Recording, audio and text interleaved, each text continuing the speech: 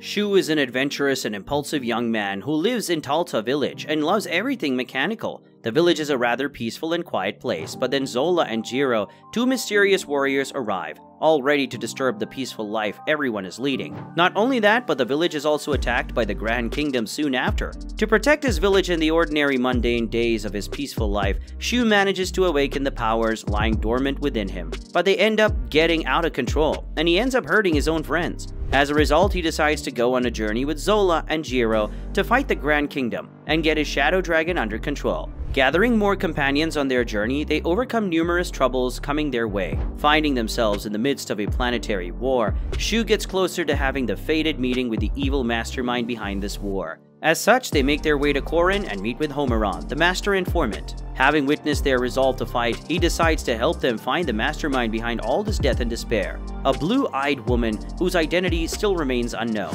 Hearing Shu's intentions and resolve, Homeron decides to help him out and begins gathering information about the Extra 7 and the mastermind behind the incident. However, every lead he gets soon turns into a dead end. On the other hand, Shu and his group make their way to the ruins of the Phoenix. As per Zola long ago, there used to be an old and historical city located here named Luminas, but the city was abandoned after its water supply became dry. Moreover, Kluke's parents are also revealed to be from Luminas. Not wasting any more time, the group decides to enter the ruins and locate the Book of Beginning. Zola explains that this image depicts the birth of shadows in the world. Upon further notice, they find a secret door and head deeper inside. While searching for clues there, Kluke suddenly disappears as a shining light engulfs her. She finds herself in the place where she first encounters her shadow all alone and tries to call out the Phoenix's power once more. Upon hearing her plea, Phoenix finally shows herself to Kluke again. There, Kluke asks her how she can call out her power, but Phoenix tells her not to seek power,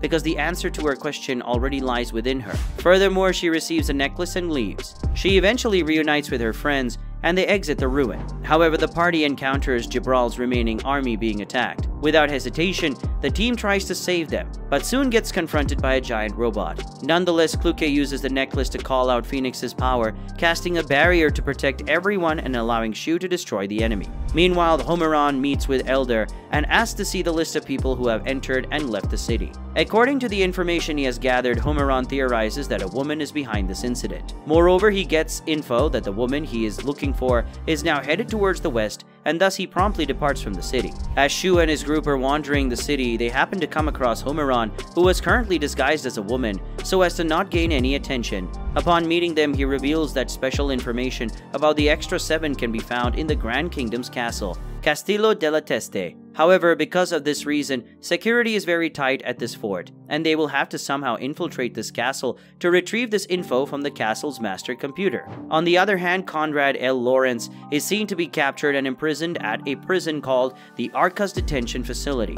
His overseer is Cynthia, who serves under General Loki. Back to Homeron, who also reveals the news of Conrad's capture to Shu and his team. As a result, Zola comes up with an ingenious plan to attack the Arcas Detention Facility in order to save Conrad and attract the attention of all the guards. As per her idea, this will allow Homeron to sneak into Castle della Teste and hack into the main computer without much problem. And so they decide to execute this plan. Shu, Zola, and Jiro head to the detention facility where Bouquet, Kluke, and Homeron sneakily make their way into the castle. At the detention facility, the plan seems to be working. Shu, Jiro, Zola, and Maru create a huge commotion, prompting reinforcements from the castle to hastily make their way to them. The gang makes its way inside the facility in order to save Conrad, whereas Zola alone causes chaos amongst the enemy troops. However, after the duo manages to free Conrad and his soldiers, they get encountered by Cynthia. Lemaire, who has also brought his own forces to battle, also shows up. They combine force quickly, overpower Shu and Hiro,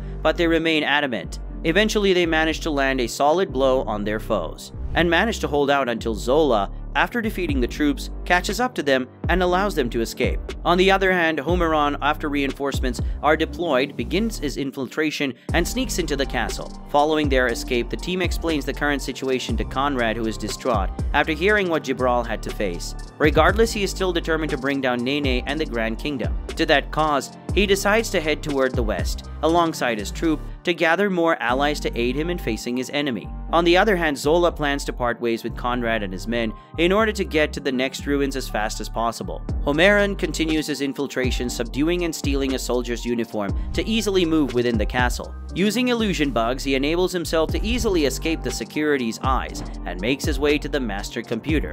Reaching the entrance, he defeats the guards stationed there and makes his way inside and begins his mission immediately, getting to hacking the computer. There he learns the identity of the woman he considers the mastermind, Delphinium, and makes his way out promptly. Delphinium in the meantime fears Homeron's intervention and rushes to stop him. Using brute force to make her way inside, she manages to reach the master computer after defeating several troops. Ultimately, she enters the master computer's room, but finds that Homeron has escaped. Despite getting so close, she fails to complete her plan and decides to escape. Meanwhile, Gilliam, along with his men, Todd, Bishop, and Andropov, make his way to the detention facility to attack the prisoners and the attackers. Thinking they couldn't have gone too far as they are traveling with a large number of exhausted soldiers, they hastily follow after. Nonetheless, as per Zola's command, Shu, Kluke, and Maru confront the approaching enemy, but they disregard them. While Jiro and Zola face Todd and Bishop with Kluke's help, Maru defeats Gilliam. Andropov then tells Gilliam to retreat,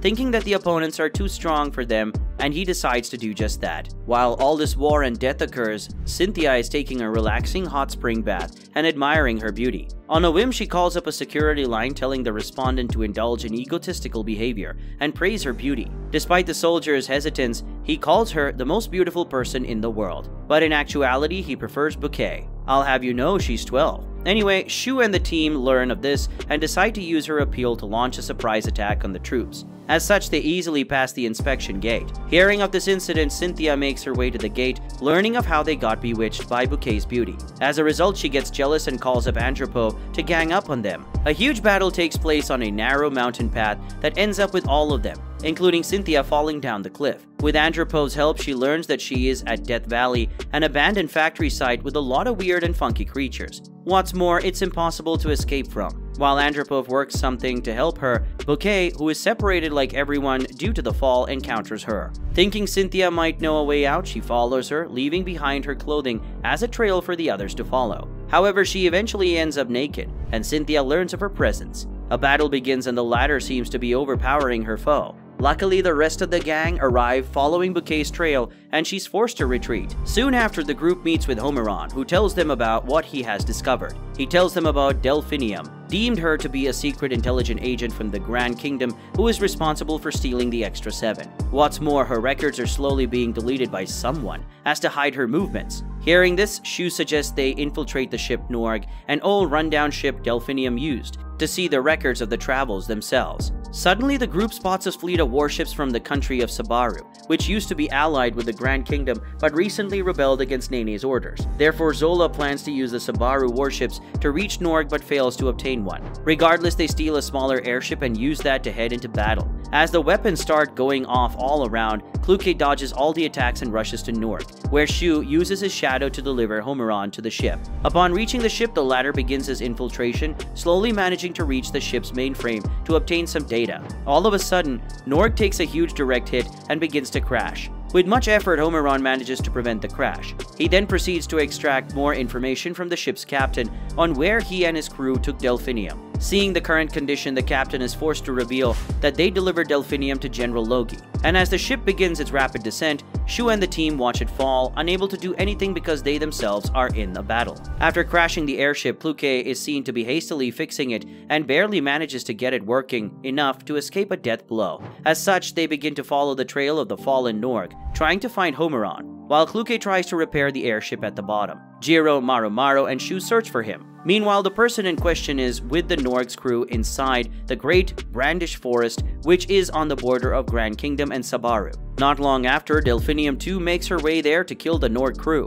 As night approaches, the crew and Shu's team both get attacked by Obaks, one-eyed single-horned bears. Although the latter fight them off, 3 men of Norg get captured. The captain heads to save his men, and Homeron decides to help him. However, this proves a grave mistake as both of them easily get overpowered by the enemy horde and the captain also falls. Nonetheless, this commotion attracts Shu and his group, who rescues Homeron. All of a sudden, Delphinium shows up and tries to kill Homeron in order to stop the information leak. Using her shadow, she kills him with a quick blow and then escapes from the situation, evading Shu and the others. And just like that, Homeron lives no more. As Shu mourns his death, the rest discover that the Nor crew is still alive. There, the captain relays the information Homeron wanted to share with Shu, claiming that the Extra 7 is inside General Logi's battleship. Furthermore, he is trying to decipher them behind closed doors to reap all the benefits for himself alone. The end for now. Thanks for watching. If you like this recap, please consider to like and subscribe to the channel and ring the notification bell to be notified of any new recaps. And while you're at it, check out this new anime recap appearing on the screen.